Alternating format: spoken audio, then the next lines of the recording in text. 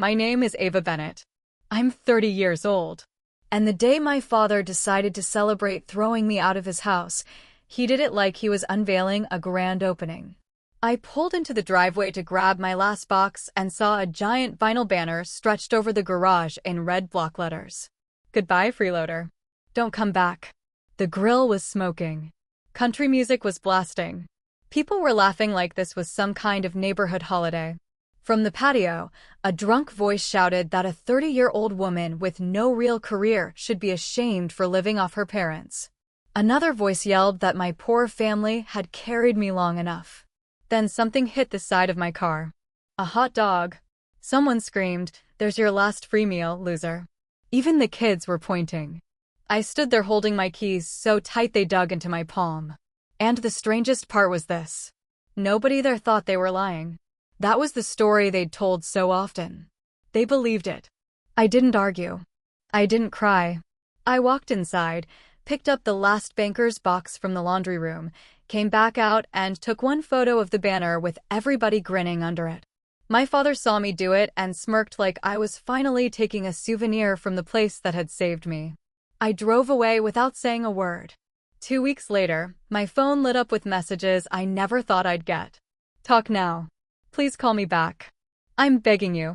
Before I tell you what he said and what happened after I walked out, tell me what time it is where you are right now and where you're watching from. I want to see how far the story travels.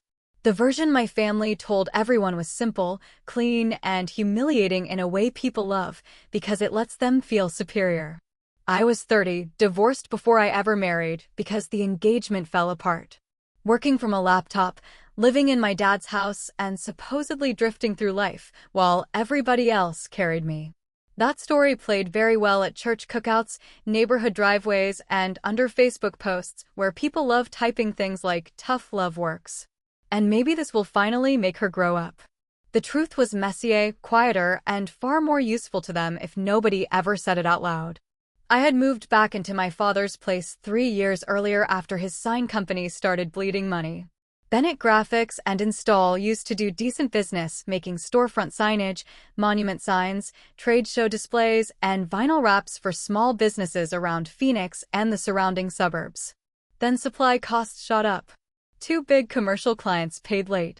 One project got held up over permit issues. And suddenly, the company that had always looked solid from the outside was surviving week to week on fumes and bluffing. My father did what he always did when things got ugly. He got louder. He blamed younger workers, lazy customers, the economy, immigrants, regulations, women in management, and eventually me. Never himself. The part he never mentioned was that I was the reason the company hadn't collapsed 2 years sooner. I didn't have the kind of job my family respected because they only respected jobs that came with steel-toed boots, uniforms, or some visible sign you were exhausted. I worked remotely as a freelance bid coordinator and operations consultant. I helped regional suppliers, small contractors, and maintenance firms organize vendor packets, clean up proposal submissions, track deadlines, rewrite service scopes, and keep their documentation from falling apart before they could win contracts. It paid well because most people hated the work and most businesses were terrible at it. I was good at systems, deadlines, and seeing disasters before they happened. That made me valuable to strangers and invisible to my family. At first, helping my father was temporary. That was the lie I told myself because the truth was harder to swallow. The first month, I just reorganized some invoices. The second month, I fixed a missed permit renewal that would have cost him a municipal account. Then I noticed he wasn't remitting sales tax correctly. Then I found equipment leases set to auto-renew at absurd rates. Then I realized half his receivables were fantasy because he wasn't following up properly and one bookkeeper had quit without handing off anything clean. Every time I fixed one thing, 2 more surfaced behind it like rot under drywall. He never introduced me as the woman keeping his business alive. He introduced me as my daughter's figuring some things out right now. When clients called during dinner and I saved a job from imploding, he acted like I had accidentally done something cute. When I negotiated payment plans with suppliers so they wouldn't put his account on hold, he told relatives I mostly just answered emails. When I covered a payroll gap one Friday because he would rather die than admit he couldn't pay his installers.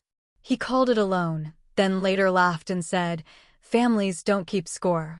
Families don't keep score." That sentence matters. Remember it. Because families like mine only say that when they benefit from nobody counting. I paid for more than groceries. I covered software subscriptions, overdue utility balances tied to the company workshop, insurance reinstatement fees on one of the work vans, rush shipping on materials when he forgot to order them, and 3 separate vendor deposits that would have killed active projects if they bounced. I never paid everything at once, and that's why it stayed hidden. I paid the difference, the shortfall, the amount needed to keep the machine from screaming loudly enough for outsiders to hear. My father hated that I worked from home because to him visibility was morality. If he couldn't see sweat, then the labor didn't count. He'd walk through the kitchen and say things like, "Must be nice," while I was on calls trying to prevent a contract cancellation that would have cost him $11,000. He'd make jokes at dinner about my little computer hobby, then ask me an hour later if I could rewrite a vendor response because they were using too many big words and he thought the client sounded pissed. He treated my competence like a household appliance, useful when needed, embarrassing when acknowledged. The rest of the family followed his lead because in families like ours, contempt rolls downhill from whoever owns the loudest voice. My younger sister learned early that mocking me earned approval. My uncle attached himself to my father's company after his own life stalled out, bouncing between installation work, half-hearted sales, and weekend drinking that leaked into weekdays. My grandmother wrapped every cruelty in scripture and concern. Nobody had to coordinate it. That's the genius of a toxic family system. Once the hierarchy is clear, everyone knows how to perform without rehearsal. What changed was not their opinion of me. What changed was that my father started making noise about selling the house and downsizing. And I finally realized he believed his own myth. He thought he had carried me. He thought the roof over my head proved his generosity. He thought because I didn't invoice him, the years of hidden labor and emergency money counted as nothing. He truly believed that if I left, the only thing he would lose was the inconvenience of seeing me in the kitchen. Then one Friday night, I overheard him in the backyard telling my uncle and a neighbor that he was thinking of giving me 90 days to get out because maybe hitting bottom would finally make a woman out of her. They laughed. My sister laughed too. That was the first time I stopped feeling hurt and started feeling clear. I didn't confront him. I started documenting.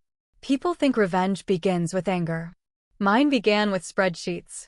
Not because I'm cold, because rage in families like mine gets rewritten instantly. The second you cry, you're unstable.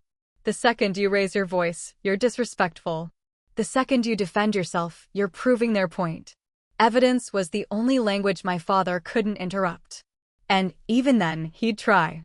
So, I built a record of everything, not just money. Dependency. I made a timeline going back 30 months. Every time I covered a gap for Bennett Graphics and Install, it went into a file. Every rush payment, every software renewal, every emergency supply order I floated on my card. Every permit fee I paid online because the city portal would have shut them out. Every fuel card transfer. Every invoice I corrected before a client rejected it. Every bid package I assembled under my own freelance company login because my father had missed the submission deadline and then begged me to rescue it. Every text where he said, "Can you just handle this one thing?" Every voicemail from my uncle asking if I could send a couple hundred to keep the van from being repossessed before Monday. Every message from my sister asking me to front her rent because Dad said things were tight and she'd pay me back after a brand deal. Every time she didn't. The total after 3 years made me sit back in my chair and stare at the screen. It wasn't just a lot. It was grotesque. The company support alone had crossed $112,000 if you included the things I paid directly and the things I prevented from becoming catastrophic losses. Personal family support pushed the number even higher. The real figure was harder to calculate because unpaid labor has no obvious receipt. How much is it worth to keep a family business from drowning in administrative stupidity? How much is it worth to catch the tax notice before the state freezes the account? How much is it worth to know that every calm dinner they enjoyed came from someone else staying awake until 2 in the morning fixing what they broke? I printed the numbers anyway. Around the same time, I got an offer from a regular client in Colorado. Not a full-time job exactly, but a long contract with enough stability that I could move, rent a place of my own, and stop building my life around people who only loved me when I was useful and invisible. I signed the contract and put down a deposit on a one-bedroom apartment outside Denver. I told no one. I rented a small storage unit near the interstate and started moving things out in batches, so gradual nobody noticed. Winter clothes 1 week, books the next. Kitchen equipment I'd bought myself. The expensive monitor my father thought had somehow appeared by magic. Maybe that sounds calculated. It was. When you grow up in a family where every boundary becomes a debate, secrecy starts feeling less like dishonesty and more like oxygen. My father beat me to the formal eviction speech by about 6 days. He cornered me in the kitchen on a Tuesday morning while I was reviewing a supplier compliance packet and said he wanted me out by the end of the month. He used that tone people use when they expect applause for their cruelty. He said he was doing this because he loved me enough to stop enabling me. He said no good man would ever respect a woman who still leaned on her father at 30. He said he was embarrassed when clients stopped by and saw my car there in the daytime. He said I needed a real job, my own place, and a wake-up call. I asked him one question. Do you want me gone, or do you want an audience when I leave? He smirked and said maybe both. That should have been the moment I told him everything. It would have been satisfying for about 10 seconds, but I had spent years watching how he worked. My father could survive facts if he heard them in private.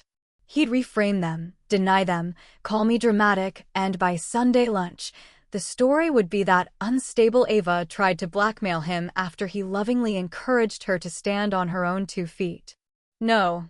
If the truth was going to land, it needed witnesses. Better yet, consequences. He gave me until Saturday to clear out. I nodded like a woman too ashamed to argue. What I actually did was finish moving everything valuable by Thursday. Friday night, I closed the last of the autopay backups I had quietly tied to company utilities and service accounts. I removed my card from the vendor portal.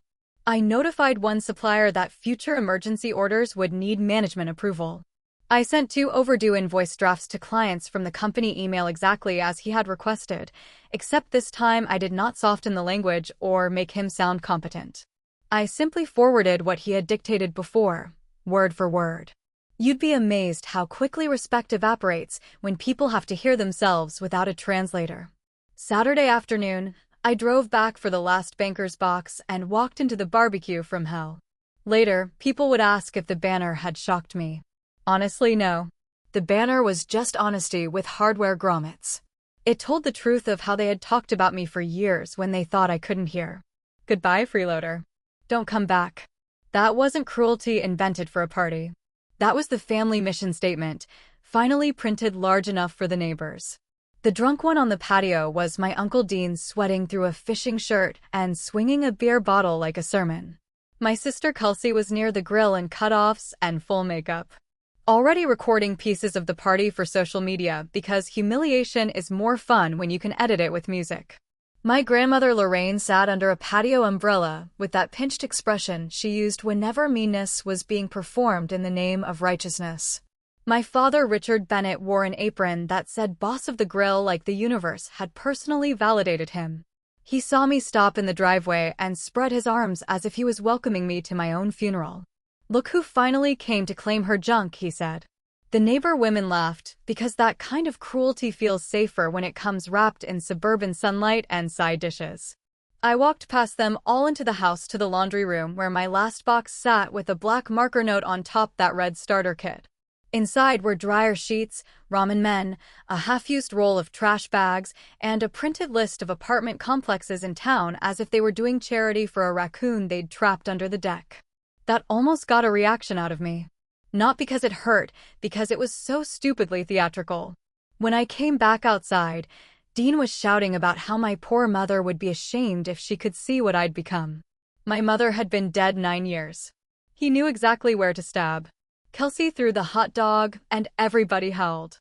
My father said nothing to stop it. That mattered more than the insults. Leadership in a family is often just the permission structure for other people's cruelty. So I put the box in my trunk, lifted my phone, and took the photo. My father called after me. "What? Collecting evidence for your therapist?" I looked straight at him and said my first words of the day. "No, for later." Then I left. Silence is a terrifying thing when people are used to your labor, your forgiveness, and your availability arriving on demand. The first 3 days after I left, nobody called because they thought they had one. That's how entitlement works. It mistakes absence for surrender, right up until the machine starts shaking. The first crack came Monday afternoon. One of my father's municipal clients rejected a permit resubmission because the insurance certificate attached to the file had expired. Normally, I would have seen the notice, called the broker, forced a same-day update, and resent the package before anyone panicked. This time, the email sat in the inbox until the client copied my father directly with the words, "Final delay before reassignment." He called me once. I let it ring. Tuesday, the subscription for the project management software stopped because the backup card on file was gone and the primary card declined. That meant work orders, measurements, install dates, and material notes went dark until someone fixed billing. My uncle called 3 times. No voicemail. My sister texted me a single line. Dad says, "Stop being dramatic and log in."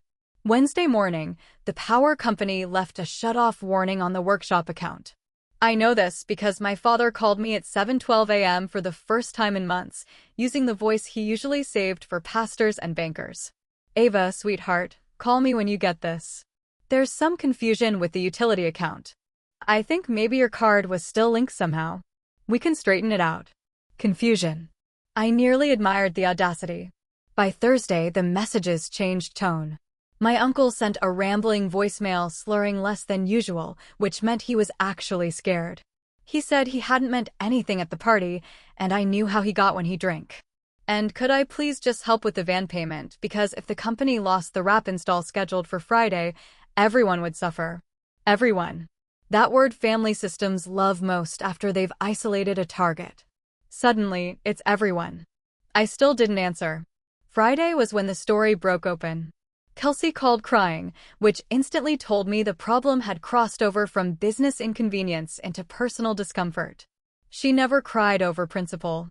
She cried over disruption. She said Dad was in one of his moods. Uncle Dean was blaming everybody. And Grandma was saying God was punishing the house for pride. She said she needed me to Venmo her $600 because the med spa had cut her hours and she was short on rent and Dad had promised to help her. But apparently there was some issue with payroll and she was so stressed, and could I please not make this into a thing? That phrase, "don't make this into a thing." It had followed me for years like a curse. Don't make it a thing when Dean made jokes about my body. Don't make it a thing when Dad used my room as storage because I should be grateful to have one. Don't make it a thing when Kelsey borrowed money and forgot. Don't make it a thing when Grandma compared me unfavorably to women 20 years younger with husbands, babies, and church dresses. My pain was always the thing. Their behavior was just weather. So, I asked Kelsey a question. "Do you know why Dad can't help you?" She got quiet in that annoyed younger sibling way. That meant she wanted the answer without the shame attached. "No," she said. "He just keeps saying cash flow is weird." "Cash flow is weird," I repeated. Then I laughed. That evening, she texted again, this time angry. She accused me of punishing the family because my feelings got hurt. She said, Dad had every right to kick me out if I wasn't contributing. She said, "Normal adults pay rent." I sent her one screenshot, not the whole file, just a cropped spreadsheet showing 3 months of line items with her name, my father's company name, and the workshop utility account. Underneath I wrote, "Since you're interested in contribution." She didn't reply for 2 hours. Then she sent, "What is this?" I said, "A sample." Saturday morning, my father called 6 times before noon. By the 3rd voicemail, the swagger was gone. By the 5th, so was the anger. On the 6th, all that remained was panic wearing a necktie. "Ava, please call me back. I'm asking as your father. We need to clear up what exactly you've been paying and what you turned off. Dean says the vendor account is locked. The workshop power is pending disconnect and one of the trucks might get pulled because the insurance auto-pay bounced. If this is some kind of lesson, okay, lesson learned. Call me. Lesson learned. Interesting. Not apology. Not I'm sorry. Not we were wrong. Just the managerial language of a man discovering that his hidden infrastructure has feelings. That afternoon, I did something I had imagined 100 different ways over the years. I assembled a packet. Not dramatic. Not vindictive. Clean. Professional. 31 pages. Cover sheet. Timeline. Amounts. Screenshots. Payment references. Notes on emergency interventions. Separate sections for company expenses, household support, direct transfers to family members, and unpaid administrative labor. At the end, I included one photo. The party banner hanging over the garage while my family laughed beneath it. I printed 2 copies, one for me, one for whoever needed to see it. I wasn't planning to send it yet, but life has a sense of timing when people are digging their own holes. That Sunday after church, my grandmother left me a voicemail so sanctimonious it could have come with organ music. She said bitterness would poison my soul. She said my father might have spoken harshly, but he was under pressure and I should have compassion. She said humiliating my family over money was ugly and unladylike. She said if I had truly been generous, I would not be counting. I called her back, not because I wanted to argue with an old woman, because I wanted a witness. You're right, I told her. Generosity doesn't keep score. Accounting does. She inhaled sharply. Then I said, Grandma, if I send you proof that Dad and Dean have been using me to hold that business together while calling me a freeloader, will you tell the truth for once, or will you call that dishonored, too? She didn't answer the question, which was an answer. An hour later, my father texted 3 words, talk now, please. I replied with 1 line, tomorrow, noon, public place. He responded instantly, home. I stared at the message and felt something settle in me. No, I typed back. You wanted an audience when I left. You can have one when you ask why. We met Monday at a diner off the highway where truckers ate breakfast, and nobody cared if a grown man looked like he hadn't slept. He arrived 10 minutes early.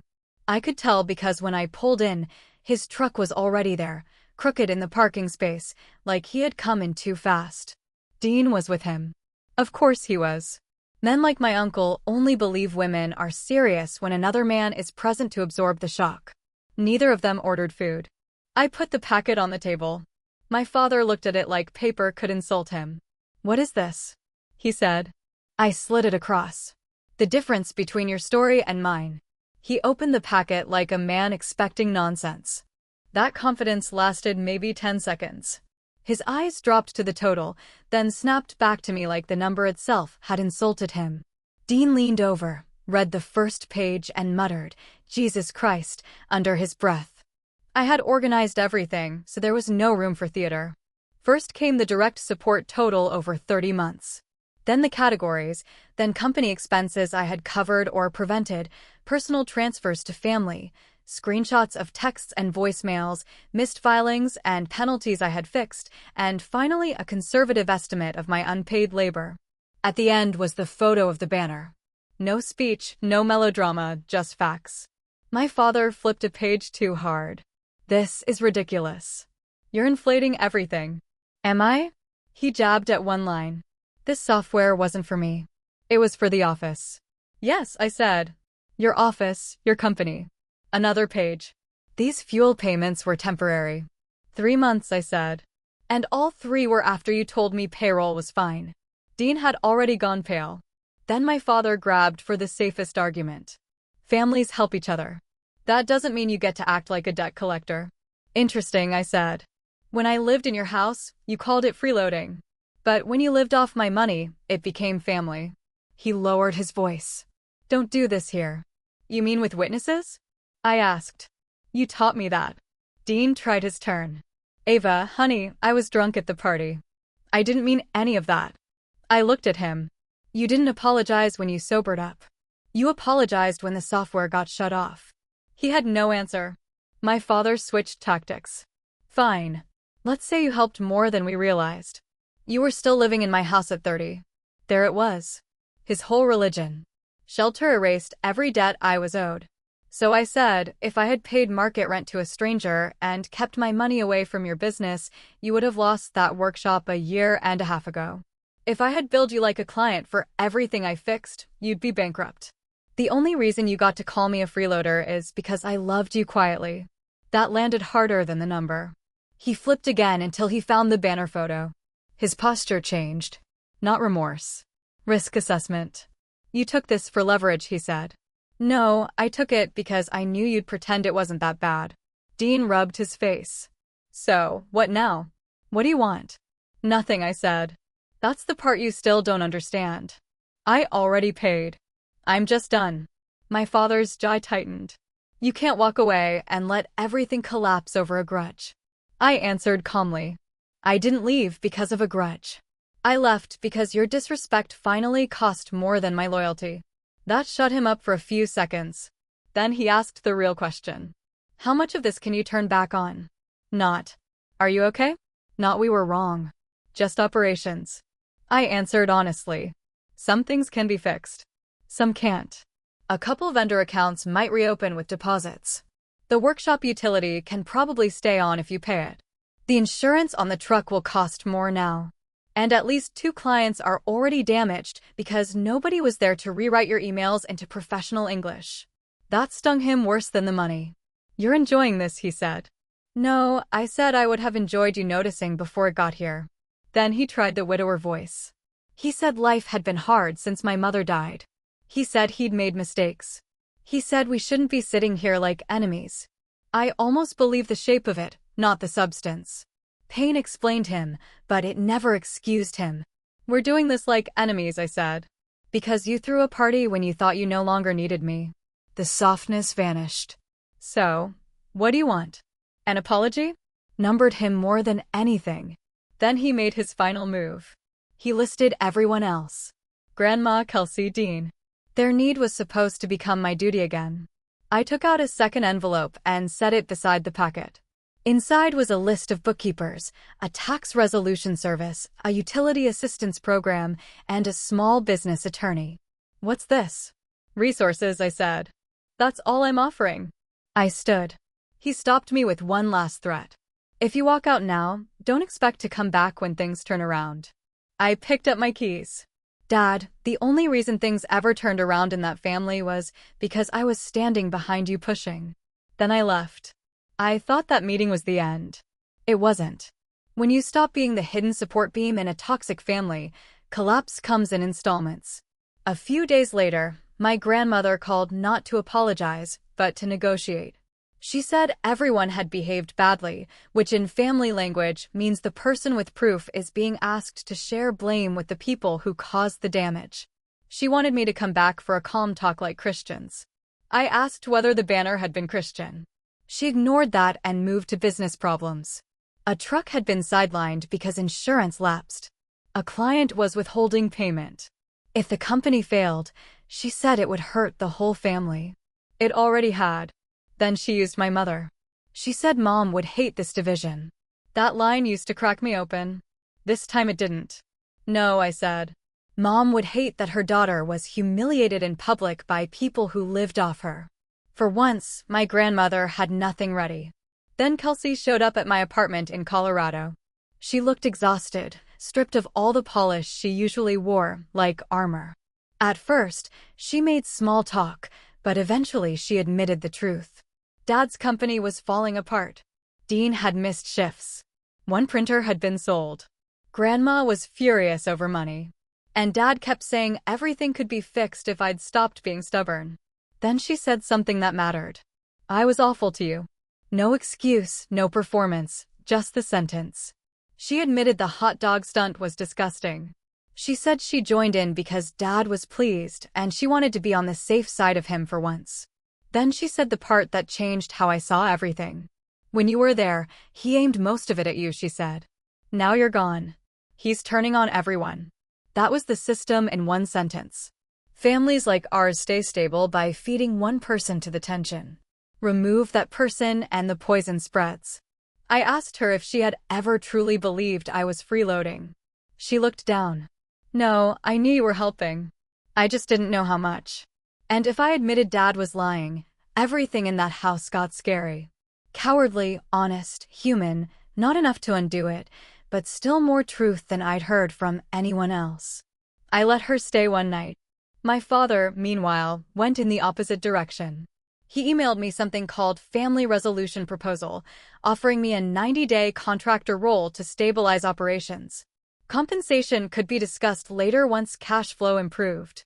At the bottom, he wrote that this would also give me a chance to repair trust. Repair trust. I laughed out loud. I replied with 4 sentences. I am not returning. I am not providing unpaid or deferred labor. Do not contact me for business support again. Future communication should be respectful and personal only. He answered almost instantly. So that's it. You watch your father lose everything. I stared at the message for a long time because that was the hook buried deepest in me. Children like me are trained to believe that if a parent sinks, we become flotation. Finally, I wrote back, you are not losing everything because I left. You are losing everything because you built a life that only worked while somebody you despised kept carrying it.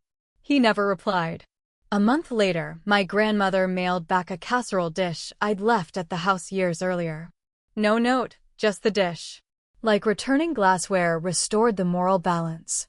I laughed so hard I had to sit down. Then Kelsey texted that the house was going on the market, not because my father wanted to downsize, because he had to. She sent one more message after that. He keeps saying you ruined him. I wrote back at once. No, I stopped protecting him from what he built. She answered with 3 words. I know now. The house sold below asking in late summer.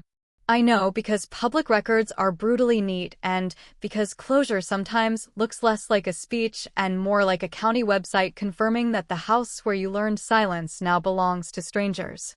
Kelsey sent me a blurry photo of the moving truck. Grandma moved in with a cousin. Dean was sleeping on a friend's couch. My father rented a smaller place near the industrial strip and tried to keep the company alive. But 2 major accounts were gone and one supplier now demanded cash terms only. I did not go back. That mattered more than anything. Real revenge was not standing over the wreckage. It was building a life that no longer needed their recognition. Colorado suited me. One contract turned into more. Then referrals. Then an LLC with deposits up front and real boundaries. I rented a bigger place, bought a used Subaru in cash, learned what dinner felt like when nobody was manufacturing a crisis in the next room. The peace felt strange at first. Toxic families train you to distrust calm. About 5 months after the sale, my father called from an unknown number.